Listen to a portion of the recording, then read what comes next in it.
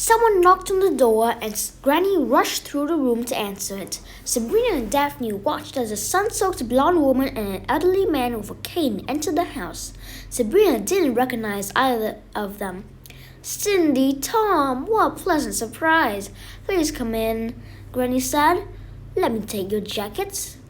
Cindy was another rare beauty. She had a button nose and high freckled cheekbones and a smile so bright it seemed to block out the rest of her face. Tom, on the other hand, was well into his 80s with a gaunt face and shaking hands. He leaned on his long brown cane and held a leather satchel close to his body. He wore a tweed jacket and an old-fashioned felt hat. "I hope we're not intruding," Cindy said. "I heard about the get-together and I insisted we come over. I thought we might be able to help," Tom offered. "The more the merrier," Granny said cheerfully. "And if we can't help, at least we can do the dishes at the end of the night," Tom said as he set his bag on the floor near the couch. "Cindy, Tom, I think you know everyone here but my granddaughters," Granny Rhoda said, gesturing at the girls. "Sabrina, Daphne, this is Mr.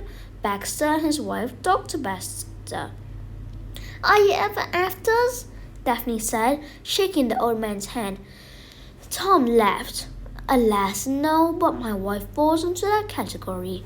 Daphne cocked her eyebrow and gazed at the woman. "I'm Cinderella," Cindy said, as if slightly embarrassed. Daphne let out a squeal so loud that everyone in the house fell silent. Even Elvis rushed back into the room and looked around wildly. "Sorry," Sabrina said to the crowd. She was dropped on her head when she was little. Daphne inserted the palm of her hand into her mouth and bit down on it. It was one of the odd quirks she displayed when she was excited or happy or both. "Yabba-ba-bang-linga," Daphne said. "Pardon?" Cindy said. Daphne removed her palm. "I'm so excited I might barf." Cindy smiled. "It's very nice to meet you girls. Your father is one of my favorite people." "He is such a kind spirit," Tom added. "We're big fans too," Sabrina said, shaking the man's hand. "Cindy hosts a radio show here in town," Granny explained. "Or should I be calling you Dr. Cindy?" "Cindy's fine," the woman said with a laugh. "We've got good news. We're about to go national," Tom said proudly. "Soon the Dr. Cindy show will be giving advice to people all over the country." "What kind of advice?" Sabrina asked. "My specialty is family issues," Cindy replied. "I had a bit of a rough childhood and I use my experiences to help families get along." Elvis trotted over to the old man's bag, sniffed it, and let out a whine. Granny grabbed him by the collar and pulled him away.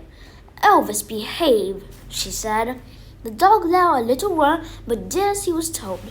While Granny put Elvis in the kitchen, Sabrina watched the old man slip his hand into his wife's. He looked at her the way someone looks at a beautiful waterfall. Sabrina had seen that look on her parents' faces and the photographs of her grandmother and grandfather. Cindy looked back at her husband with the same expression. "They've got the googly eyes," Sabrina thought. Puck made his entrance in typical fashion. He stepped into the middle of the room and let out a tremendous belch. "I'm here," he shouted, as if the crowd had been waiting for his arrival. When no one responded, he turned to Sabrina. "I'm not a happy camper. I look like a fool," he said. He was wearing the shirt Granny Rhoda had asked him to wear. It had a little happy alligator on it, but Puck had taken a magic marker and written "I eat people" and a talk balloon above its head. "It's a nice shirt," Sabrina said, trying to cheer the boy up.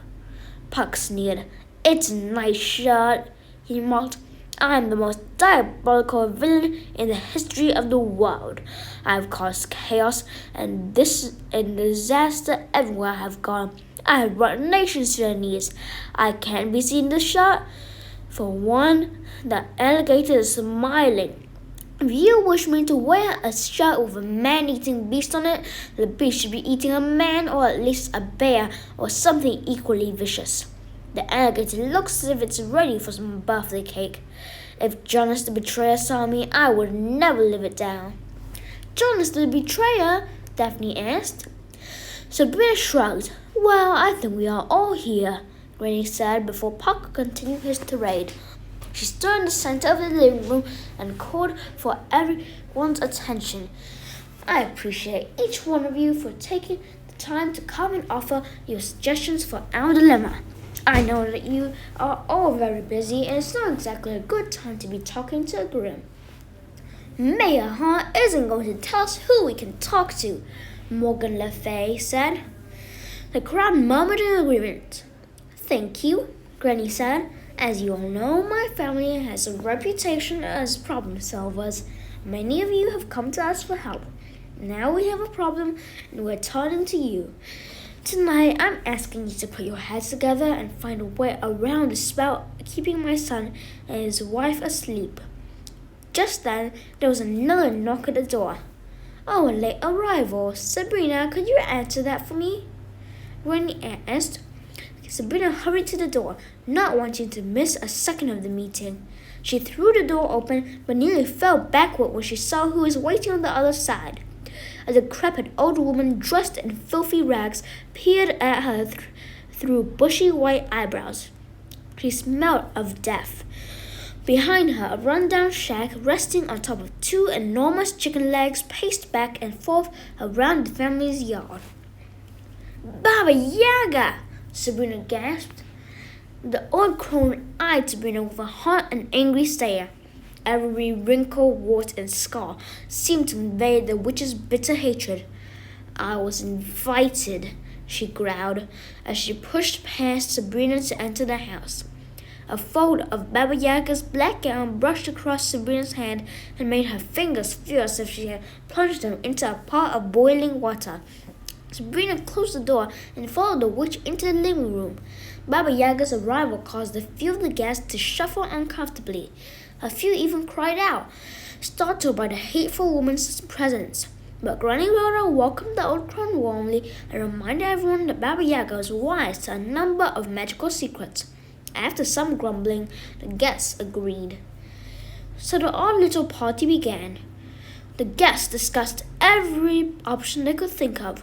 They went up and down the stairs, peeking in on Sabrina's dozing parents, suggesting this spell and that potion, recommending a number of spirits and ancient druidic incantations. Granny Rhoda followed everyone around, jotting down every idea in the spiral-bound notebook she always kept handy. Mr. Seven suggested that if Charming could be found, he might be the key to waking them up, as his kids had a reputation for breaking sleeping spells.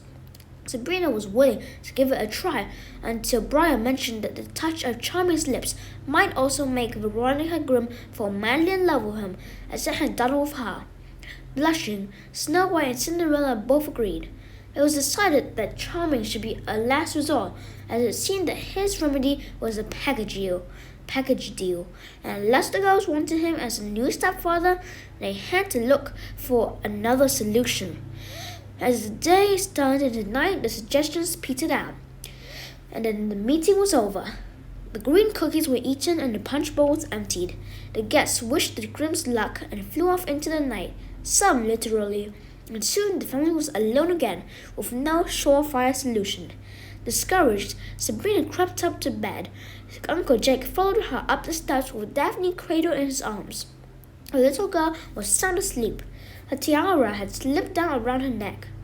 We're not giving up, Brina, Uncle Jake whispered as Sabrina crawled into bed. I know, Sabrina said, doing her best imitation of a positive attitude. Her uncle flipped off the light and closed the door. Sabrina lay, waiting for her eyes to adjust to the darkness, waiting to see the little model airplanes that her father had made when he was a boy, waiting for the slope for the ceiling to come into view. She closed her eyes tight and fought back a tear. She was so tired of waiting. Sabrina wasn't sure what time it was when she was roused from a deep sleep by someone banging on the door downstairs. She looked over at her snoring sister and crawled out of bed. "I'll get it," she grumbled. She crossed the room and went down the steps, feeling the cool hardwood floor beneath her feet. With every step, the knocking grew louder and more insistent. As Sabrina turned the doorknob, it occurred to her that maybe she should let an adult open the door in the middle of the night, but it was too late. She was already face to face with Baba Yaga. "Did you forget your purse or something?" Sabrina asked. "You are a thief," the witch said, pointing her withered finger at Sabrina. Suddenly, an unseen force snatched the girl around the neck and yanked her out of the house and off the ground. "Give it back to me, or I'll break your bones like kindling and feast on their marrow." With the invisible vice-like grip choking her, Sabrina couldn't breathe, let alone deny the witch's accusation. Helpless and lightheaded, she dangled above the ground with her legs kicking wildly. "If you return when you talk, I promise to kill you quickly," Baba Yaga added. "Hag!" Sabrina grimaced under the protection of the Trickster King. The voice shouted. There was a flutter of wings, and Puck flew out of the house with a sword in hand. He circled the witch while keeping an eye on the bizarre house stomping around in the front yard. "Leave her be, or you will face the wrath of the Blood King of Fairy, the prince of the wrong side of the tracks, the beacon of hope for all good-for-nothings, slackers, and delinquents, the spiritual leader of—" Before Puck could finish his boasting, Baba Yaga raised her free hand. An eruption of energy shot out of her palm and slammed into the fairy boy's chest. The impact was so powerful, it sent him flailing across the yard and far into the field on the other side of the street.